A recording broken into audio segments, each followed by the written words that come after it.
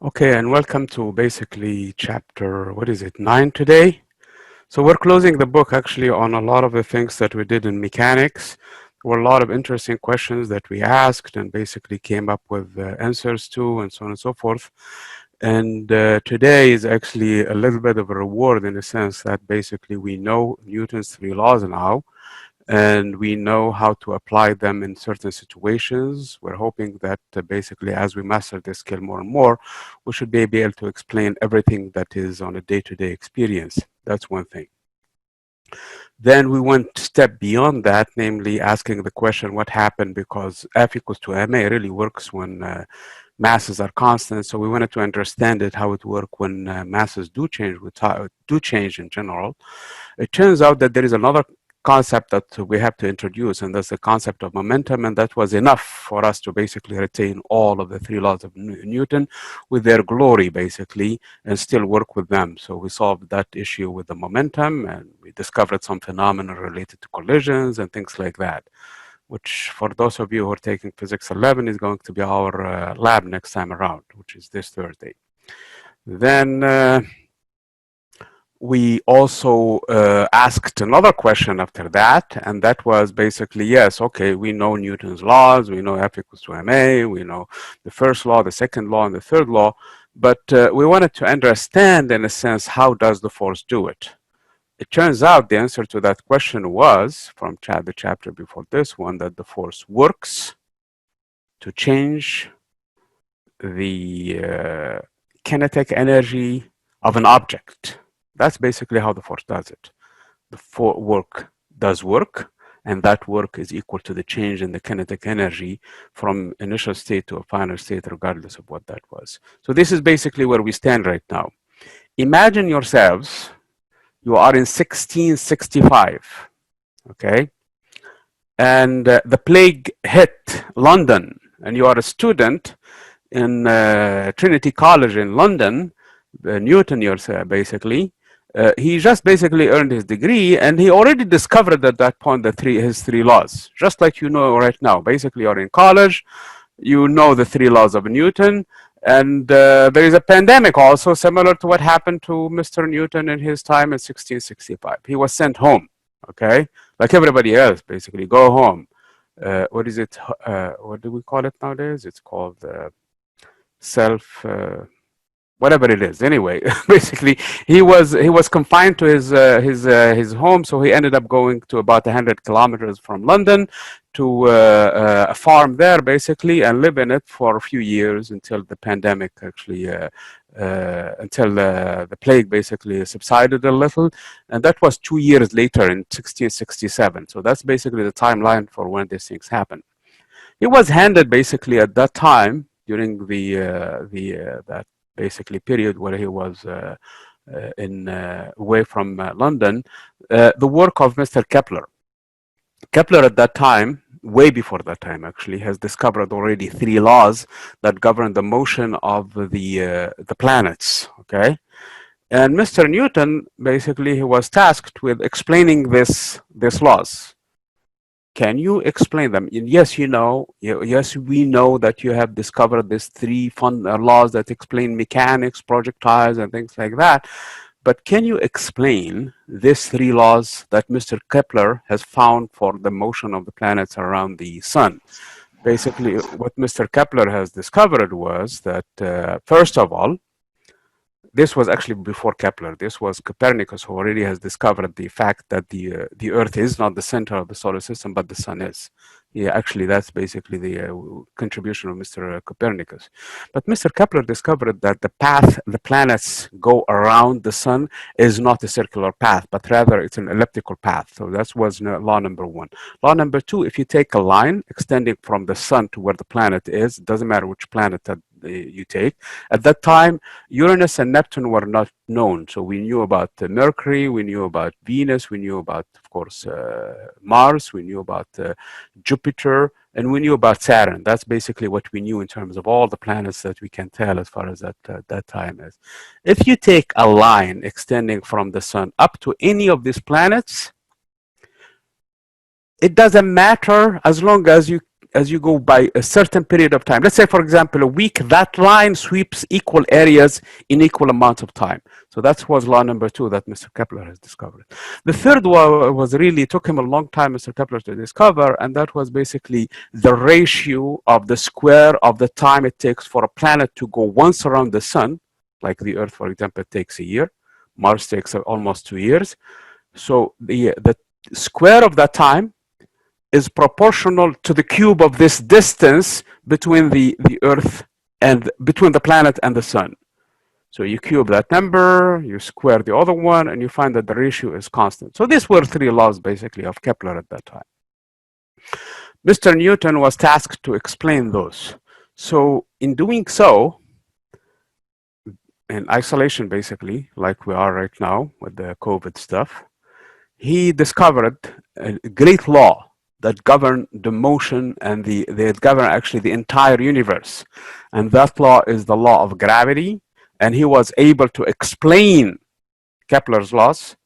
And he went a step beyond that, actually, to then explaining these things. He found what that constant was. Remember that Mr. Kepler in the third law found that the ratio is constant. Mr. Kepler found what that ratio need to, Mr. Newton found what that constant need to be, number 1. Number 2, also based on his theory, Halley predicted when the comet will reappear. In 76 years, within a day or 2, the comet reappeared. So that was a very, very powerful, basically, theory that Mr. Newton worked, basically brought into the picture in here. So this basically stuff happened in 1665. So what's the story behind us in here in terms of the apple? So let's get into the topic first about of the day, which is the law of gravity. So this is basically the motivation, if you wish, for this chapter. We are in 1665. We are now in a pandemic, just like this one, and you're sent home. You know this basically 3 laws of Newton, and you would want to explain Kepler's laws. So basically, you gather everything you know. But F equals to ma is only half the story, to be honest with you guys. I mean, for any problem in physics nowadays, it's not the ma that is the problem. It's really the F that is the problem. That's the honest truth about it. So when you're doing a problem and you're trying to solve it, you're not really concerned about this part. You're concerned about this one. So Mr. Newton really, in this period around 1665, he was really going after that F, the force that governed the attraction between celestial bodies. That is basically his job. He wanted to understand what that force was. Okay, so that's really the big question mark. He knew there was a force. Not only him, actually Kepler and everybody else knew that there must be a force holding these planets so that they can go around the sun. Otherwise, there is no reason for them. Mr. Galileo already worked out the problem that if there is no force, anything will continue with the same speed in the same direction. So there must be a force changing the direction. So we knew that, but he needed to find what that force is. So that's basically what the topic was, okay? So that's really the challenge for him. For that, of course, he did an experiment, but you will see that it was actually more of a thought experiment than an actual experiment.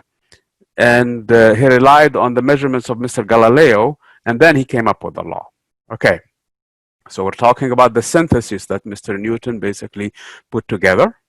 We're talking about this law that Mr. Newton came up with, which is the universal law of gravity. Okay, and there is a number, there is a constant in that law. Okay, number G. That constant is a tiny number. It turns out to be 6.67 times 10 to the negative 11 in SI units. The negative 11, that means it's 0.0, I mean 0. What is it? 10 zeros follows by the first digit, which is 6 in this case, because this whole thing is 6.67 times 10 to the negative 11. So that was really a small, this is really a very, very small number, okay? Yet, this force that results from that holds the entire universe together.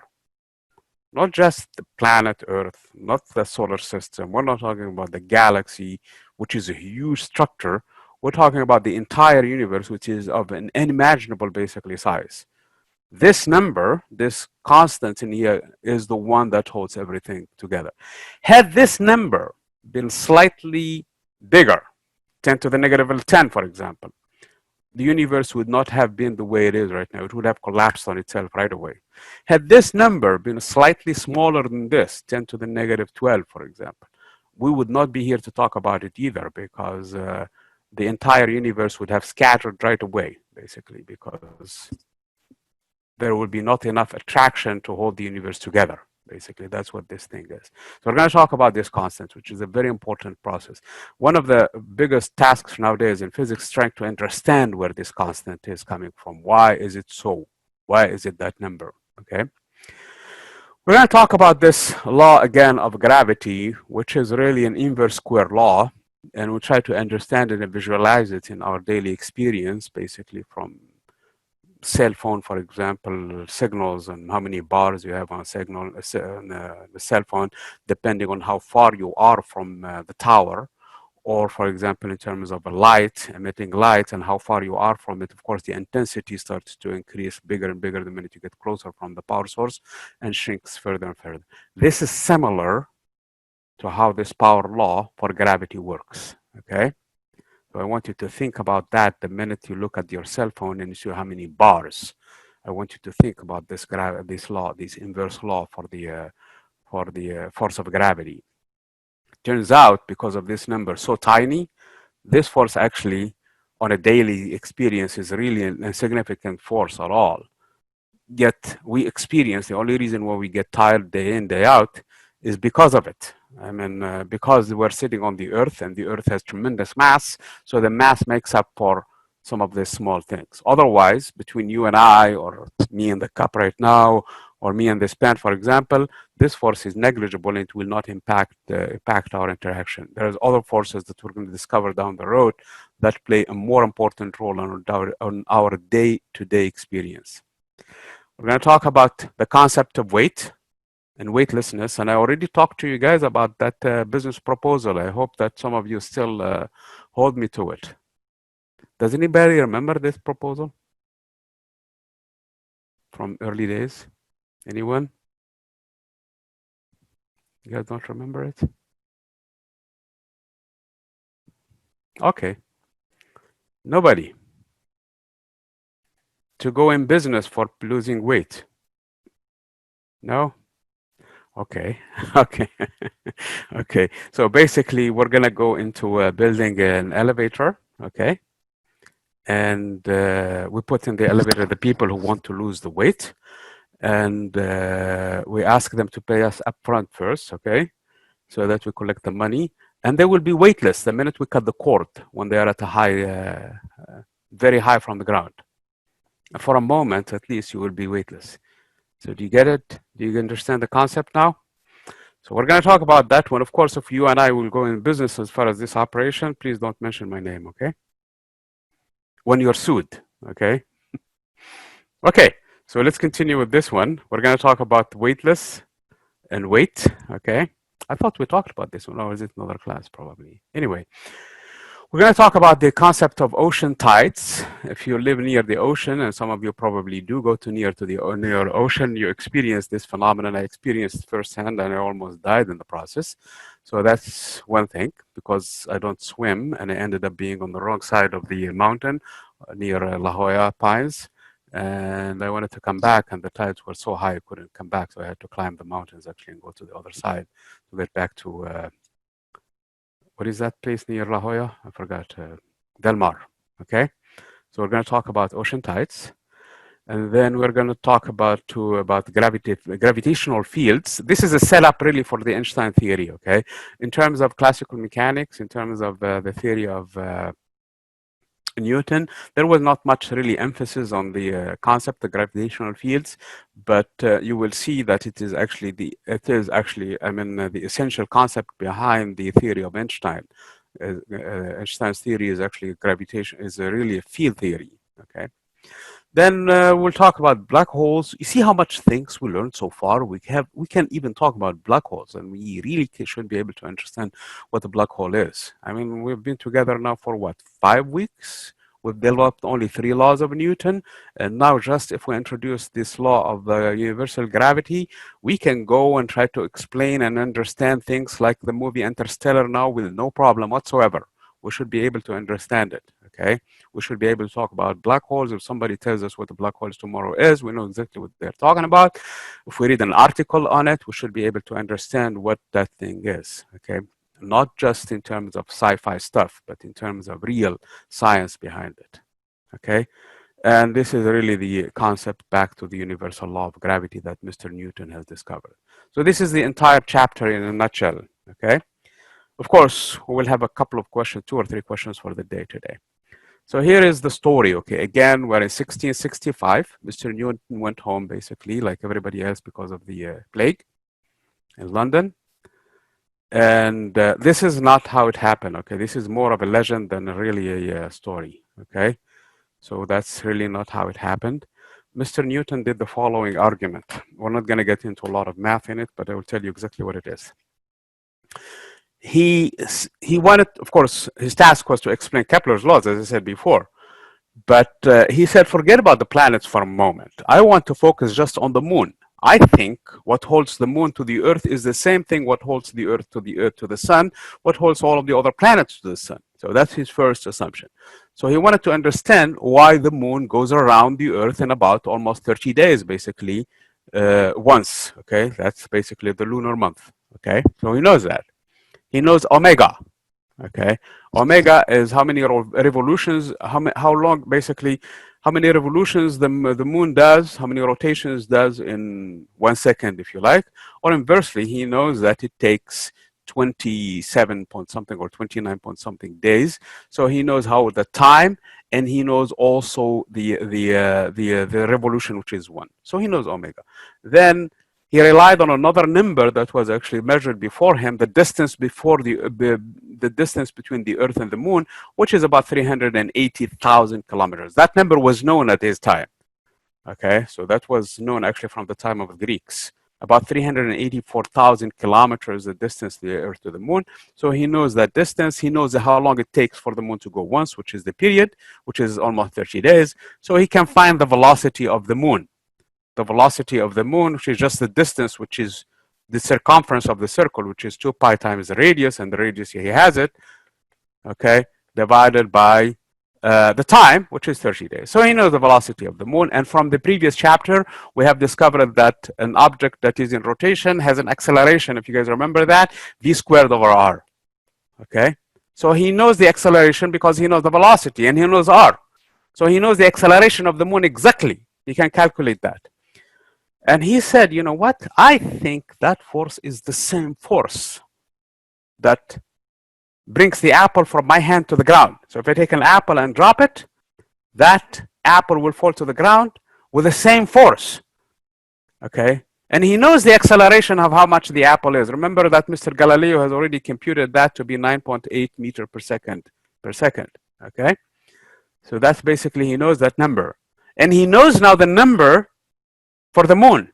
And since he's assuming it's the same force responsible for the moon and the apple, he basically, from there, he said, okay, this force, of course, on the apple is proportional to its mass. And therefore, the force must include the mass of the apple if I'm talking about the apple. The same thing is true. It also involves the mass of the moon when I'm talking about the moon. Not only that, if I am a worm still living on the planet apple, when the apple is falling toward the Earth, actually from the vantage point of the worm, it's actually the Earth that is falling on the apple. So from his point of view, the worm doesn't distinguish that actually the apple is the one falling. It's actually the Earth falling toward him. So as far as he's concerned, actually that force must be also proportional to the mass of the Earth. So that's how he came up with this mass concept. Now, because of the ratio of this acceleration and this acceleration, he deduced that that force also must be inversely proportional to the square of the distance. And in order to make things work, in terms of dimensions and in terms for the apple and the moon and all of that, he introduced that constant g. Okay?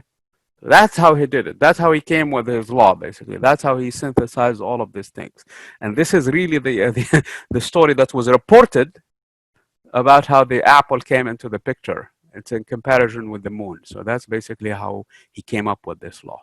So I tried it.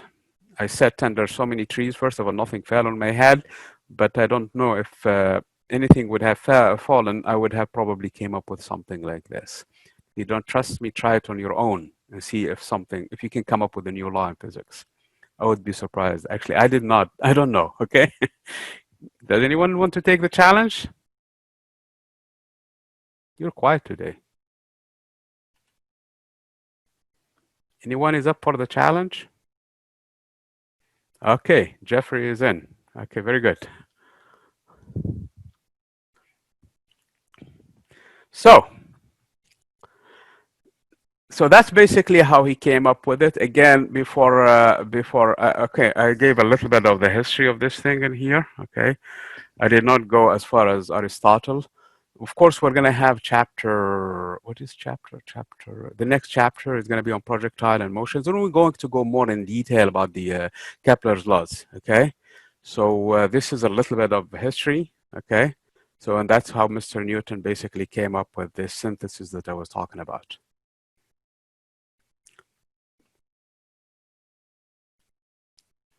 So again, the universality of the law, I already talked about it in a sense that he already made that assumption in his work, okay? He made the assumption that the apple and the I'm sorry, I have something coming up on my phone, on my watch. Anyway, he theorized that the apple, the moon, and also all the planets actually have to abide by the same law, okay? So this law already, he came up with the formula for it, okay? The argument is the apple, its weight is a proportion, of course, its mass, okay? Proportional to its mass and g. And from the vantage point of a worm living on the planet apple, it's actually the Earth that is falling on it. So it's the mass of the apple or the mass of the Earth that needs to enter into the expression too. And again, because of the ratio of those two accelerations, he found that inverse distance square. So he said that this force must be proportional to all of these numbers. You know, and I know that this force won't work if I put it this way, at least if I don't put a number in there that fixes two things for me. The first thing that fixes is the dimensions. This force must be a mass times acceleration. That's what F equals to ma means. And mass is in kilogram and acceleration is meter per second squared. Whereas this expression has mass times mass, which is kilogram squared, and divided by meter squared. It doesn't look anywhere like a kilogram meter per second squared. So we need a number to fix the units, number one. Number two, we know on Earth how much the acceleration of the apple is. So if I use this mass for the Earth, and this mass, for example, for the apple, 1 kilogram apple or half a kilogram apple or 100 gram apple, it doesn't matter. And I know the radius of the Earth, then I can say that this is the mass of the apple times g. Cancel the mass of the apple, so it doesn't matter. That's why I was throwing it in nonsense numbers. But if I have all of these numbers there, I can find what that constant need to be. So that's how he basically ended up with that constant in there. So this is the expression in its glory. This force must be proportional to the product of the masses and inversely proportional to the square of the distance. Okay, meaning the further you are, the further two objects are, the weaker this force is by a factor of the square of that distance. So if I have them in here, holding them in here, for example, and let's say the force is 1 Newton, okay? If I double the distance, now that 1 Newton should be divided by 4. Because if I double the distance, I square the double, that means I'm dividing by 4 times as much before, okay? That's basically what this law is in terms of the separations and things like that.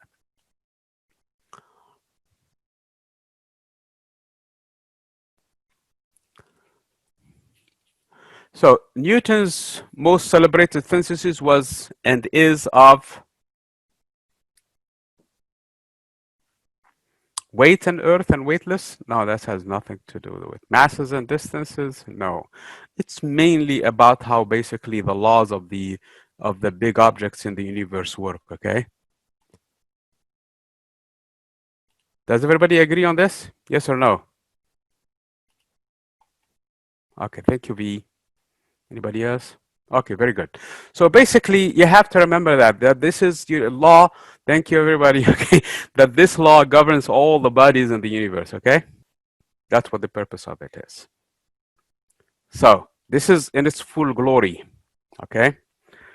Again, that G, as I said before, was introduced for two reasons. First of all, to make the dimensions work, to make sure that the force at the end is measured in kilogram meter per second per second. And then the other thing also is the fact that we know what G is, at least on Earth is, and we actually can find what G is, what the acceleration is actually for the moon. So we need to fix that. We need to fix that. Based on that, then we can find basically any force between two objects. Okay. One of the things that was actually done before this time, okay, before Mr. Newton came up with this law, was actually Mr. Galileo took a toy that was the kids used to play with in England at that time and Europe. And that was a telescope actually, and he modified it and he looked and he peered into Jupiter. And he saw around Jupiter the first night 3 moons going around Jupiter. Now we know what their names are: Ganymede, Callisto, and Europa. And the next night, actually, he saw the 4th moon, which is Io. Based on Kepler's laws, before this laws, he was able to basically, first of all, I mean, we can right now find the mass of Jupiter. I don't think that Mr. Kepler, I'm sorry, Galileo didn't do it. After that, you could find the mass of Jupiter based on that information, okay? Based on the work of Mr. Newton did. But the point that Mr. Galileo actually did was he actually supported Mr. Copernicus' ideas that actually the Earth is not the center of the universe.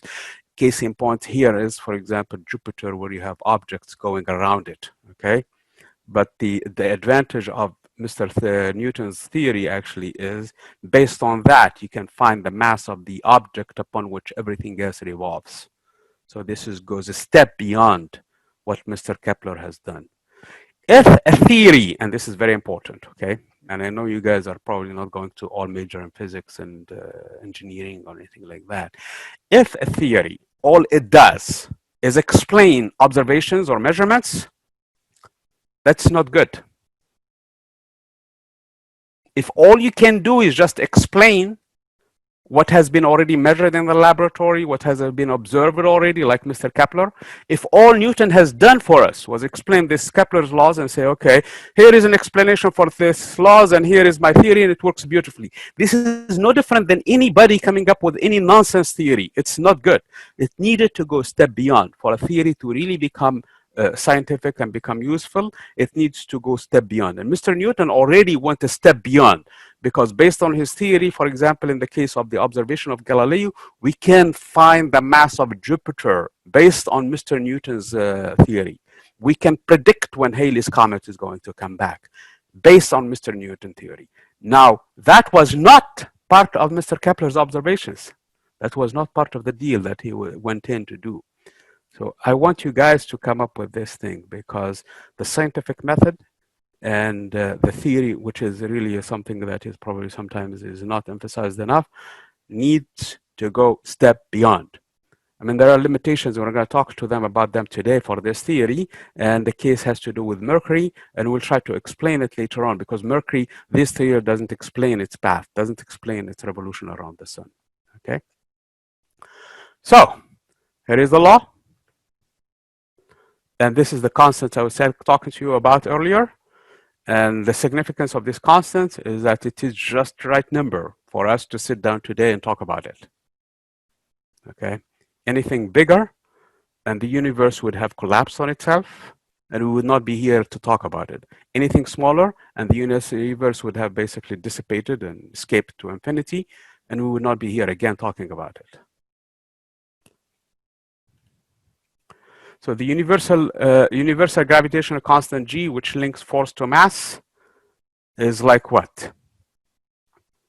This number, the acceleration due to gravity, is dependent on where you are, and basically even on Earth, let alone on a different planet, okay? You go higher or lower, so it changes. So that's not a constant, really. The speed of uniform motion, which uniform motion are you talking about? So these two are not really constant, okay? This is the same thing as this, isn't it? Okay, so that's not good.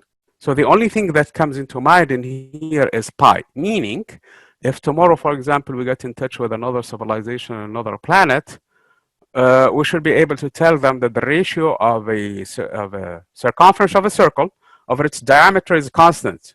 So we should be able to communicate in that language.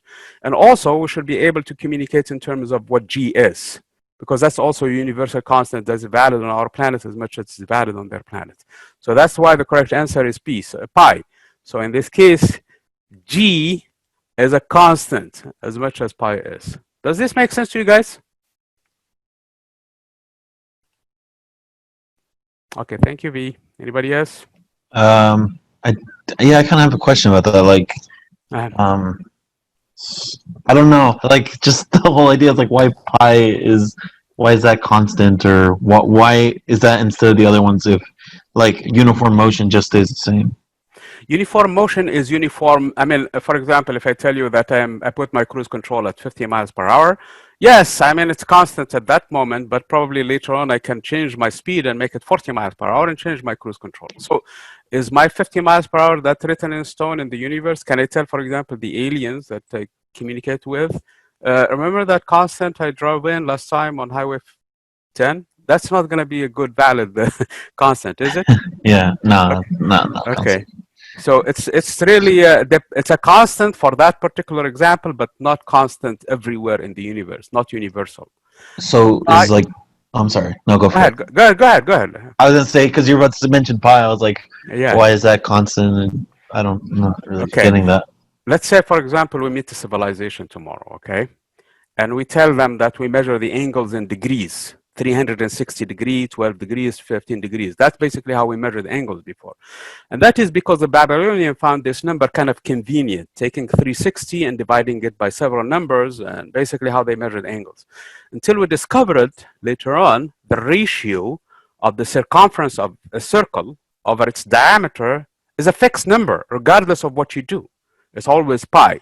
So if the circle is 1 meter in diameter, or 50 kilometers in diameter, or 1,000 kilometers, or the entire galaxy, it doesn't matter. The ratio of that circle, the circumference, basically, the distance as you measure it, over the distance from end to end going by the center is always a fixed number. It's an irrational number, it's a fixed number, okay? Okay. So that is constant anywhere in the universe. The same thing is true for G in this case. It's constant anywhere in the universe, okay? So that's a property of our universe. Okay, so the big G that's in the formula, that's not gravity, is it? Or is no. That's gravity. Remember, is 9.8 meter per second per second. Yeah, I know. Yeah, okay. So what's that big G? What does that equal to? That's a constant to make things work in terms of units, and in terms of numbers also for little g. Okay, the big G here is a constant. If you don't throw in that big G there, you have mass times mass, which is kilogram squared divided by a meter squared. That is not a force. We needed something to fix the units, okay? Okay. So that's one thing. Also, we needed to find the number 9.8 again for the Earth. So the little g, for example, if we are on the moon, is not 9.8. It's what, 2 point something or 3 point something, or some smaller number anyway. That's why the people, when they went to the moon, they were hopping, okay? Okay. So again, little g doesn't apply. The correct answer is pi. Pi, because it's constant. Okay. It's constant, yes, everywhere. Does everybody else also is happy with this answer, or yes or no? Okay.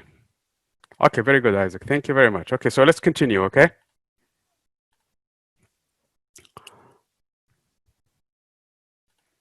Again, the inverse square law is 1 over distance squared. 1 over distance squared is a critical property of this law. Later on, we get into electricity also. We'll discover 1 over distance squared law also there too. So as you double the distance, the force shrinks by quarter of what it was before. If you triple the distance, if you go 3 times as far, the force actually drops by 1 over 9. So basically, remember that. So if you get closer, if you half the distance, the force quadruple now, okay?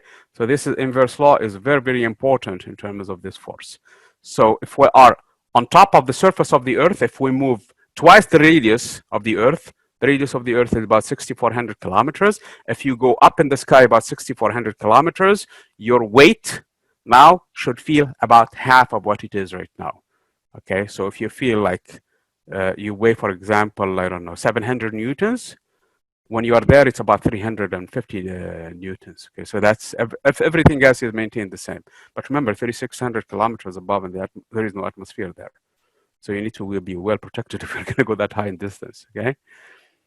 Okay, this is basically how the law works in terms of the inverse. Okay, I already gave the example with the analogy with the signal for the towers. So when you are close from the signal, usually you have a lot of bars. When you move away from it, because the signal is actually broadcast on an entire surface. Okay, so the signal is emitted from the source and it goes everywhere in space. So if you are very close from it, you get this much. If you move away, that same signal will spread throughout a bigger space, a bigger sphere now. And so it's going to decrease. And since the area is proportional to the square of the size of the object, so in this case, the radius, so when you move away, the distance, the area now is bigger by that much. So you're going to get a smaller patch from it. So again, in a broadcast signal, here is the broadcasting place. So you have a signal that is going to cover this much sphere, not a circle. It looks a circle on the image because I cannot draw a three-dimensional object. But when you move away from it, now it's a bigger sphere, okay? So the same power that you sent initially is going to be broadcast on this bigger area. So if you have this much patch of space, this much patch of space, now this occupies a lot less space from the entire sphere. So that's basically where the inverse is. This area is always proportional to the square of the radius. Okay, in terms of math, it's actually pi r squared, okay? I mean, 4 pi r squared, okay? And so when r increases, the distance decreases, and that's basically where the roots for it in here. It looks like this is rooted in geometry also. That's one of the things that we're looking at it in terms of here. In terms of how it depends on terms of 1 over distance squared, if you are close from the Earth, it's maximum.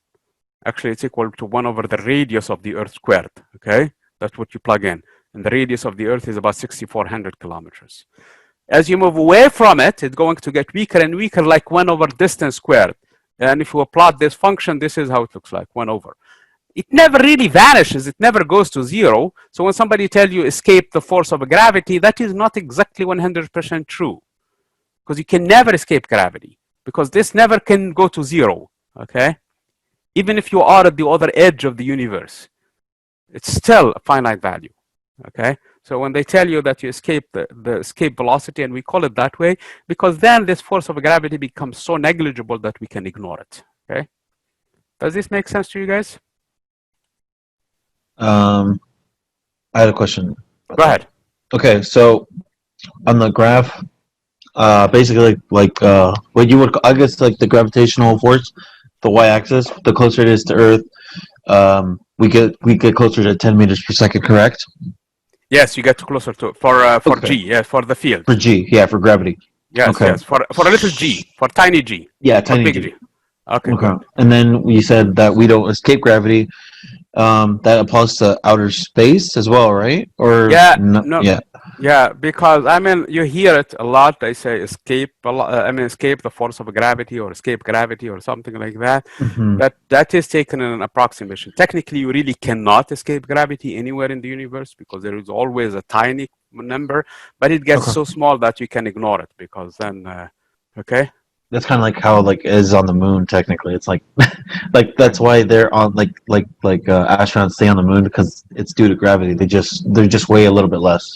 Yeah, the Or moon has a yeah. gravity, but not as much as the Earth, so it couldn't Okay. retain its atmosphere. Okay. Gotcha. All right. Okay, very good. So the force of gravity between two planets depends on masses and distance. Okay. Planetary atmosphere. Some planets don't have probably, like for example, Mercury doesn't have atmosphere, so it doesn't have gravity. That's nonsense. Okay. Rotational motion. No, that's nonsense. All of the above, of course, since we excluded one of them, it cannot be true. So it depends on mass and distance. Okay. Okay. Somebody had the note there. So while I'm basically going on the screen share, I can't really see what the chat is saying. That's why sometimes they go to. Okay. So these questions are simple, I think. If we double the, if the masses of the two planets are doubled, remember each mass is doubled. Each planet brings its own mass. So m1 times m2. You double this one and you double this one. Now you have quadrupled the entire thing. So you have to remember that. Okay. So the correct answer in this case quadruples. Yes. Does it make sense to you guys? Okay. Very good. So if the mass of the planet, okay, is doubled as the force of gravity. What was the question here?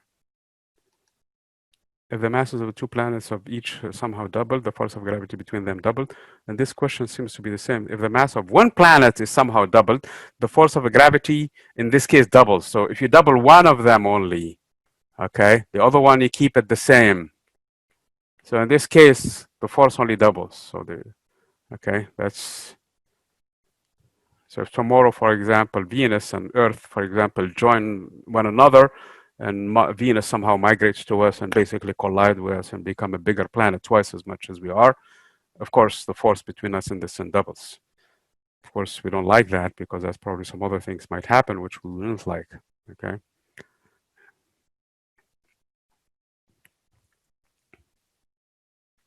Again, the force an object against a supporting force, that is basically what we read the weight. When you stand on the scale, okay, here is a scale.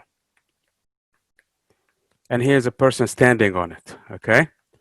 When you stand on the scale, the weight that is resulting from the earth pulling on the person is pulling it down. Now, if it were not for that scale, the person will go straight through because F equals to ma.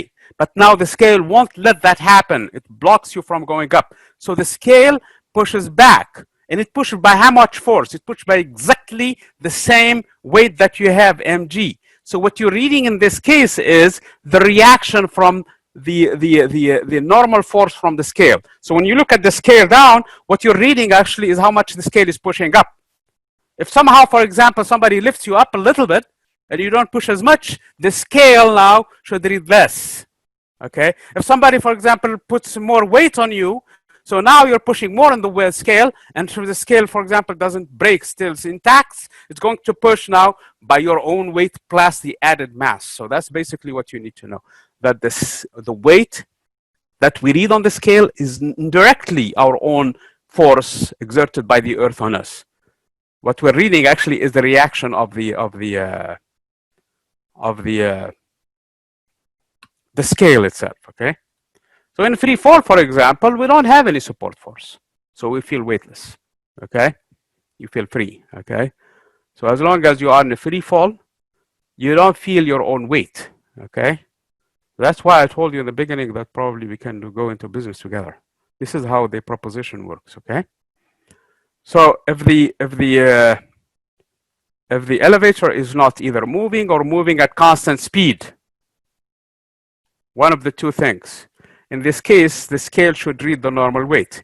Now, if the scale is accelerating upward, okay, now the force that you push with is your own weight plus ma, where a is the acceleration of this thing, okay, accelerating upward. So now you should feel heavy. You should feel like your stomach and everything else basically, I'm sorry, not yours. You feel like your entire body is basically dragged down, okay? So you feel actually heavier in this case, okay?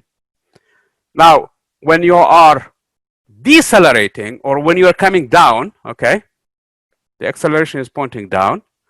So in this case, you're putting your own weight minus ma.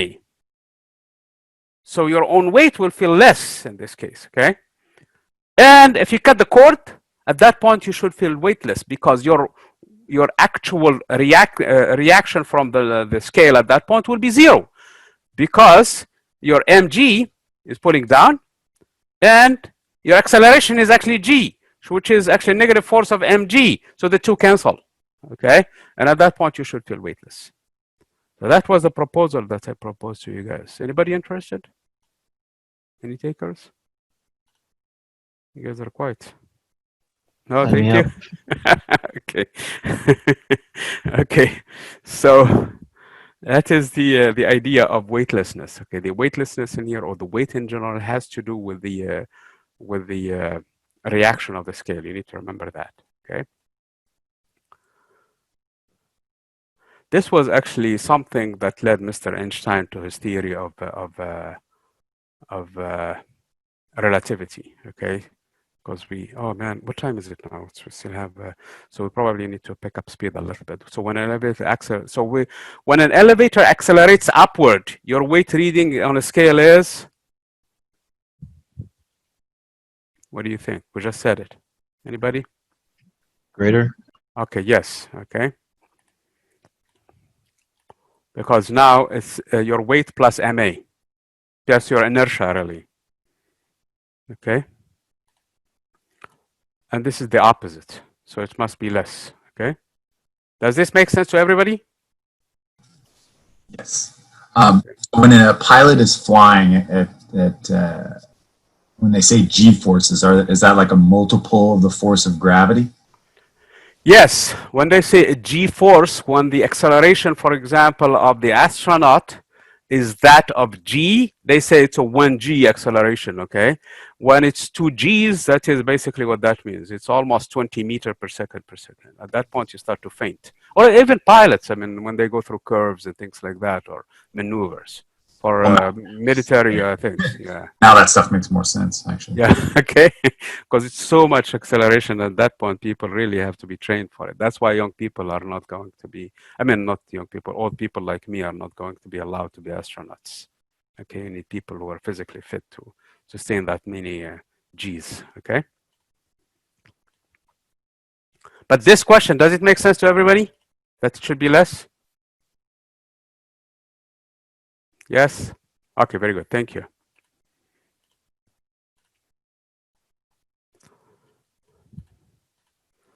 When the elevator cable breaks, in this case, that's basically the proposal. So this is what we talked about earlier.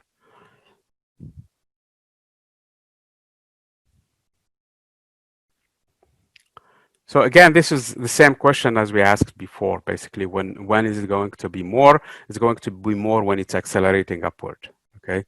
Because the force of gravity is downward, and your inertia is going to be downward because you're accelerating upward. Okay, which brings me to the concept of tides. Like I told you, I had a personal story with this one when I was in actually Denmark going toward La Jolla on the shores, and I couldn't come back because I can't swim because the tides came up, okay? So again, this is twice a day, the water levels go up and down, okay? And it's due to the interaction, due to the same force of gravity. You see now, this is great that we can now understand the concept of tides just by relaying back to this force that Mr. Newton has discovered. So here is what's going on. When the moon is on one side, basically, or it's always on one side or the other of the Earth, okay, it's going to pull towards it. This part is closer to the moon, whereas this part is not as close from the moon. And the Earth itself is being actually pushed one way. So here is the explanation for it, okay? This part is closer in terms of fluid, and it's much more basically fluid, so it can move. So it gets closer to the moon. Same thing actually with the Earth. It's also going to be dragged toward the moon. But in the same time, because of the inertia, because the Earth moves this way, this water is left behind. So you will feel high tide at that time, okay? When the Earth goes another 12 hours around its cycle, this portion now will be on this side, so it's going to see a high tide. And this portion, because of the inertia, will also going to see a high tide. So you're going to experience it twice, every 12 hours, okay? So basically in 24 hours, you will have two high tides. One, because you're directly on the direction of the Earth moon, and the other one is because of the inertia, again, pushing the water on the opposite side, basically giving you that high tide. So there's always a bulge in the Earth from the side of the moon and the opposite side, okay? Since this side is facing the moon now, 12 hours later, it's going to be on the opposite, and the one that was on the opposite will be facing the moon. So that's basically, in a nutshell, what tides are, okay? Of course, the moon is not the only player when it comes to this one. The sun also is. Okay, albeit the sun has a bigger mass, it's a huge mass, but remember the force itself is proportional to the mass of the moon or the mass of the sun. Since the sun has a bigger mass, so it should play a major role. But also it's proportional to the distance squared. The moon is only 384,000 kilometers, whereas the sun is 150 million kilometers. So the effect of the sun are a lot less than that of the moon. Look at the distance from this picture. This is the moon, okay? In this case, I have what is called the spring tides. The tides are very high, okay? The highest, because of the fact that both of them work together to make the tide happen. Whereas in this case, where the sun and the moon are making a 90-degree angle, they work against one another, okay? One of them is trying to make the tide, the other one is trying to make it in the opposite direction, and so there is a little bit less tide than in the other case. So this is the question of the day. You're going to talk about the neap and the spring tides, or the two kinds of tides, their similarities and differences. So that's one question of today. Does everybody understand what the task is today? Okay, so let me type it just to make sure. The difference and similarities or kinds of tides. And you're going to talk about differences and similarities.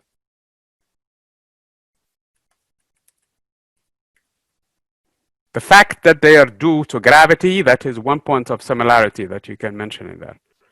Okay, similarities. Okay. That's one topic of today for the discussion after this class. Does everybody understand, though, the difference between the two? I mean, at least from the class in here. Both of them are resulting from gravity. Both of them are proportional to the mass of the cause that causes them. Basically, both of them, the moon and the sun, they are contributing with something that is proportional to their masses, and also inversely proportional to the distance Earth moon or Earth sun. The sun being 150 million kilometers away, the moon only being 384,000 kilometers away, makes the moon actually much better, much stronger effect on the Earth when it comes to tide than the sun is. And when they work together on either side, they are the so-called basically spring tides. When they work against one another, those are the neap tides. Okay. So that's basically the concept, and it's all due to our friend gravity.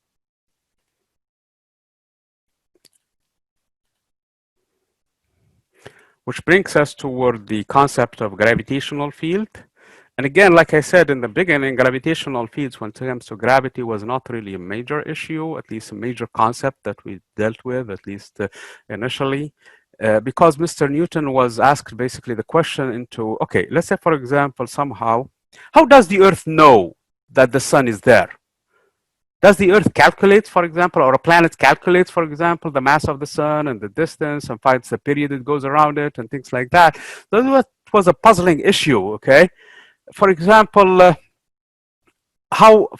the apple is falling, how does it know to measure its acceleration? Is there little angels, like, for example, Feynman describes them, that go and travel between the Earth and communicate this information? No. So the concept of field was needed to explain that phenomenon, okay? If, for example, another object comes from an interstellar space, like, for example, that comet that came last year and here, okay, comes near the sun, without even touching the sun, without even getting in contact with it, it will know the presence of the sun, and its motion will be impacted by the force of gravity. So the concept of field is needed in here to explain that idea. So here is the concept. Imagine I have an object in here, doesn't matter what that object, the sun, the moon, the Earth, Jupiter, anything in here, okay? Let's say, for example, the concept of the sun.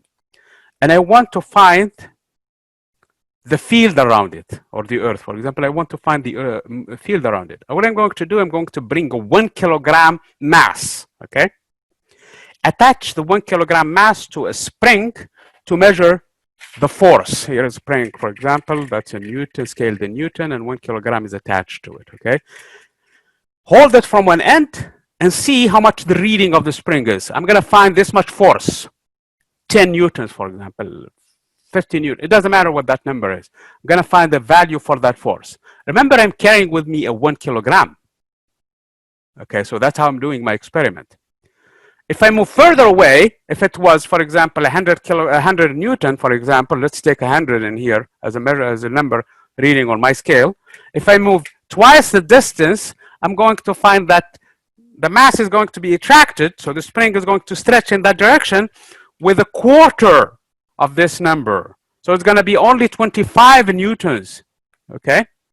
If I come closer by a factor of half, my reading should be 400 and pointing toward the Earth in Newton. So basically, I have a visualization now of how that force looks like for a 1 Newton, for a 1 kilogram. It's a field because every point in here points in the same direction. So this is how it looks like. It's all of these forces pointing toward the Earth, okay? So this is the field representation. Now, if I don't bring 1 kilogram, somebody else comes in, like for example, an object comes from another solar system, like for example, the object that visited us last year. That object now, what it feels is, when it comes into this point, it's going to feel the field of the Earth. Because the Earth actually has modified the environment around it by creating a field. So that's how the answer to the question that was asked to Mr. Newton, how this force acts in the distance, should be in terms of the concept of the field. And the concept is a field is a real concept because I can measure it. I can bring a 1 kilogram and actually measure it. And the unit for it is actually going to be Newton per kilogram, okay? And if you wish, for example, on Earth right now where we're speaking, it's 9.8 meter per second or Newton per kilogram. It's the same units. So that's the field we're sitting on right now, okay? So that is the concept of a field. So it's a real concept. It's a measurable concept. It's not as much needed actually in classical mechanics because we can use F equals to ma in a lot of questions, but it actually was needed later on, okay? But also it was needed from a conceptual point of view, trying to understand how does an object in the space modifies its surrounding. With the answer to that, it creates a field. So if you introduce mass other than 1 kilogram, it's going to be subject to that field. And the force on it is going to be the mass that comes up, where it comes in, whatever its mass is, times that field. Okay, times g in the case of the Earth. Okay, in the case of the sun, wherever you put the object, it's times the acceleration in that point, times the gravitational field in that point. Does this make a little bit sense to you guys? It's kind of dry a little bit, but I'm hoping that. So what you take from this one is an object with a given mass creates a field, the gravitational field around it. How do I know? By bringing a test mass of 1 kilogram, okay? Now, if a mass that's not 1 kilogram comes into play, that one will be experiencing gravitational force that Mr. Newton has calculated for us. Do you want me to summarize that part of the discussion later on? Yes or no? This is not democracy. You guys, is this good or should I put a summary for it? Okay, V is, okay, I'll put a summary. I think it's worth because it's a mouthful really. Okay, yes, thank you, Jeffrey. It's a mouthful, it's really a lot of words in there. So this is how the field around the Earth look like, okay? Again, if you are inside the Earth, because you're encompassing less and less mass, so the field actually is going to it doesn't drop like 1 over distance squared because now you have this much mass that contributes to, okay? So actually it's proportional. This is how the math look like. So it's going to increase linearly and then it's going to drop. This led to a major result that Vera Rubin later on basically used to discover something that you also can read a lot in terms of sci-fi, but also it's real science, okay? Dark matter, okay? So that's how dark matter was discovered when a concept similar to this one, when she was measuring the velocity of different stars around the center of the galaxy as she moved away and away from the center of the galaxy, they all behaved like the velocity is really linear and increasing, and they expected them as she moves away from the galaxy that they should drop, but the velocity did not drop, meaning that there is more substance that we can see, and that's how they were called dark matter. So that's a discussion for another day, but that's really a big deal, okay? But this is not it, though. This is still the field, not the velocity that Vera Rubin has discovered. Okay, this is the concept of the field again. If you make a tunnel through the Earth, the acceleration starts to become smaller and smaller because you're encountering less and less basically mass in here until the point when there is no mass whatsoever to pull you. So at that point there will be zero acceleration, but remember your inertia will keep you going. So you'll have tremendous speed by then. That speed will keep you going and you can oscillate back and forth, okay? Which brings us to the concept of the Mr. Einstein. Mr. Einstein, like I said in the beginning, took this concept of field a step further, and he came up with the, first of all, synthesis of the coordinates of time and space when he did the transformation of coordinates, and he said that they must be one. So instead of talking about the space being the platform where everything is happening, he was saying that space-time is only one concept, okay? And masses, when you put them in this structure, they deform this continuum. They warp it basically, and that is how gravity is explained there. That is how the force of gravity is explained there. Okay, so the bigger the mass, the more it's going to push in this structure. Okay, what looks like a two-dimensional structure. Okay, it's actually still a four-dimensional structure which you cannot really draw. I mean, we cannot draw 3D, let alone 4D. So from here, if the mass is super big, it could make a big dip into the structure. So that's what Mr. Einstein did. He went with this model. He explained that because Mercury is so close from the sun, its actually orbit should not behave. I mean, it can be explained by this deformation. So that's what Mr. Einstein did. Actually, he went a step further, and he explained something that where Newton's mechanics failed to do. Objects that are far away, like Venus and Earth and Mars and all of the other objects, there is very little difference between the theory of Newton and Einstein. As a matter of fact, they coincide 100%. It's for the case of Mercury, where Newton fails and Einstein succeeds in explaining that one. Again, Einstein's theory needed to go a step beyond that. So it's not just good enough to explain something that was observed already. So it needed to go beyond, and there were a lot of things that Einstein's theory predicted, and they were true. One of them actually is black holes. Einstein himself did not think that that could be possible. Okay, that black holes are so thin. I mean, he did not believe it that something like this could exist. So what is a black hole?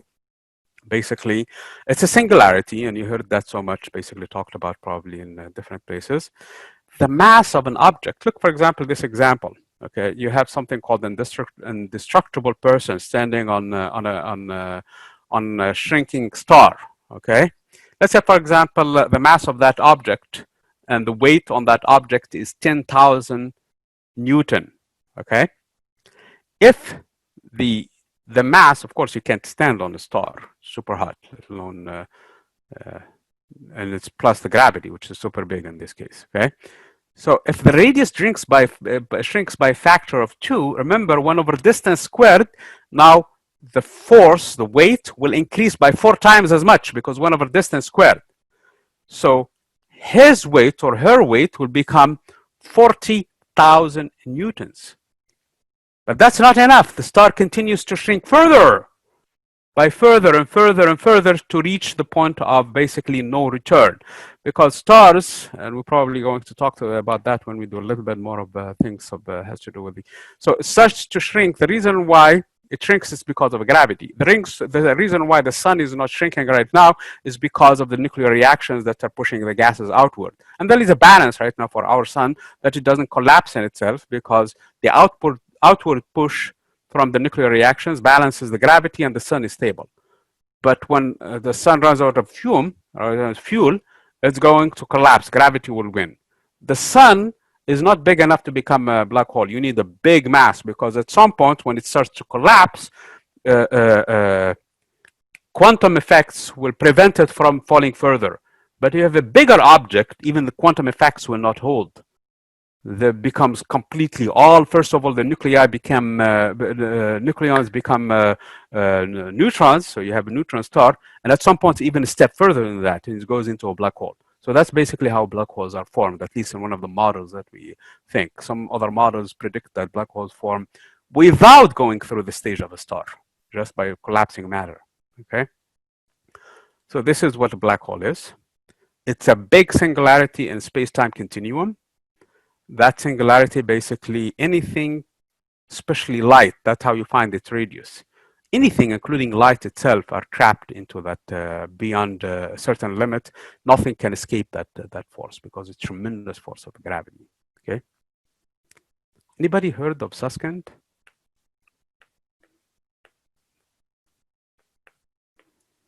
No? I'm not sure if I spelled his name correct or not. Have not. Okay, it's a good thing to look it up. Okay, because he has some theory, and some other people actually supporting him that this entire universe we're living in is actually is a black hole. Okay, we are sitting inside of it. Okay.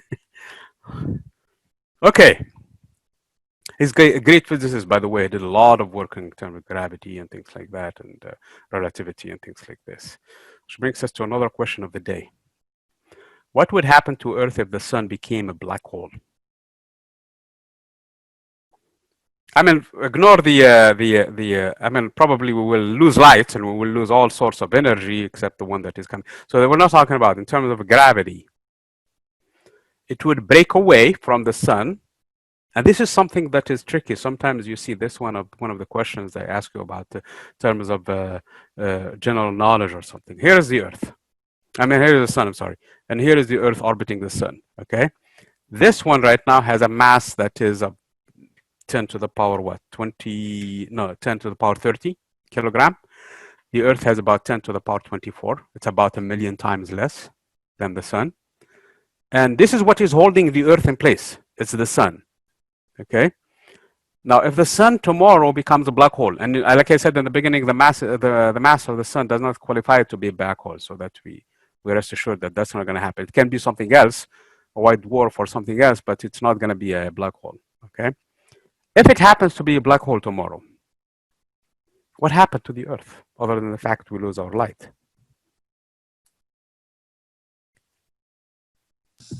Well, it says D, but I felt like we would get sucked in too. We're close enough. Nothing would happen because the mass of what is really here at play in the math equation is the mass of the sun times the mass of the Earth divided by the distance between them squared.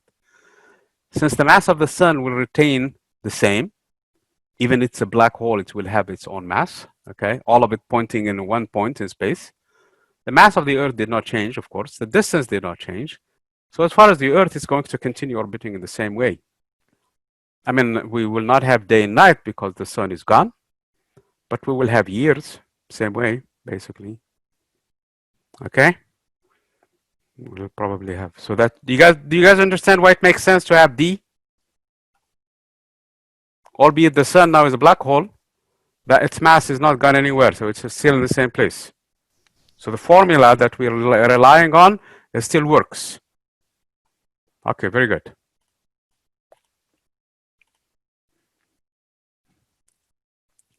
And this is what you have seen probably from the movie Interstellar, if you didn't see it, when they were talking about they built it for us, they made this wormhole. This is what they talk about time travel. Actually, I was in a talk by Kip Thorne, who was one of the advisors for the movie. He's a physicist, actually, a well-known physicist. And this is the model for basically time travel. So basically, a wormhole is not a black hole. Wormhole is basically, on one side, it looks like it's a black hole, but instead of going into a singularity, it opens up in another black hole and basically creates a jump in the structure of the space-time continuum. So that's basically what that is, okay? So in the movie Interstellar, the wormhole was created near, what is it, Neptune, I think, in the movie. And that allowed our heroes to travel from this galaxy, from this solar system, to another galaxy with different planets that they said that they have potential life on them. When they ended up on the other side, this is probably some of the confusion that probably some people had. They did not end up in the black hole itself. That black hole was near the wormhole where they ended up in, because it happened to have a planet that is candidate for life in there. Did anybody see the movie, or am I the only one talking about it? No? No, but if the wormhole's not a black hole, correct? Yes, yes. Okay, that's for our class, but I really encourage you guys to go and watch it because it's based on a lot of science too. Okay, I it's watched fun. some of it, but I don't remember a lot of it.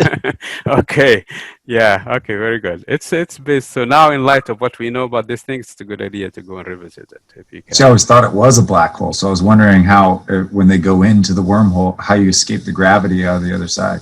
Okay, first of all, and Kip Thorne was asking about this question about the going, because at some point they actually went to the black hole. Okay, when they get those measurements for the relationship of the gravity with the quantum effects. So at some point he ended up going through the black hole, but they themselves, when they initially traveled, they traveled through a wormhole. So, but there is another work of Susskind and other people, actually, the physicist who died last year, I forgot his name now. A big physicist from England, the one who was handicapped, I forgot his name. Man, it escapes me.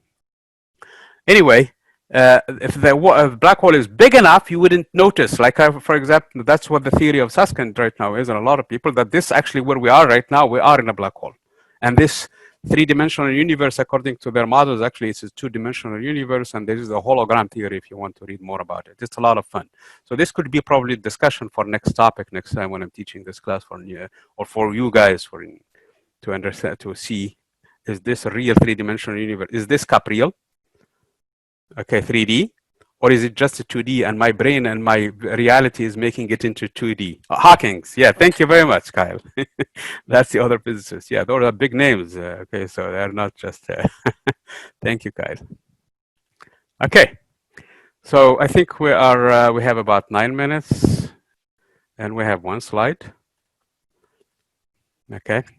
So the universality of the law is that it governs everything, okay?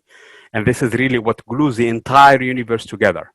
Whether we're talking galaxy or a cluster of galaxies or basically superclusters or the entire universe or stars or planets or me sitting on the chair or you guys are probably whatever you are right now, it is this law that governs everything. So this is, we started with the model of the apple and how Mr. Newton took that step and explained a lot of things. You see how much we came so far in 5 weeks? We're talking wormholes, black holes, we're talking about the universe, we're talking about stars and planets and things like that, just with the little 3 laws that we have done. Isn't this amazing? What do you guys think? Okay, very good. Look, guys, you have 2 questions of the day. Hopefully you guys remember them. Okay. And those are for the discussion later on. And I will see you guys Thursday, because that Thursday actually is going to be on the projectile motion for some of you who are, yeah, there were 2, Kyle. What is the second, Weiss? Does anybody? Yes, the tides. No, the tides was the first one, wasn't it? Okay, so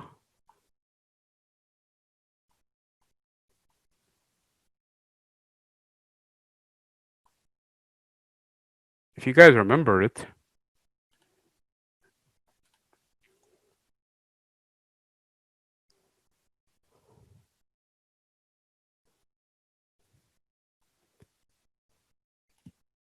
because right now my brain is dry. Yeah, the second one about the sun being a black hole. What happened to the Earth? Thank you, Jacqueline. What happened to the Earth when the sun goes black hole? And the answer, basically nothing, because the law states that the mass of the sun and the distance from the Earth to the sun does not change, so nothing as far as we're concerned should happen. Does this make sense to you? Okay, very good, thank you. Okay, guys, I will see you Thursday.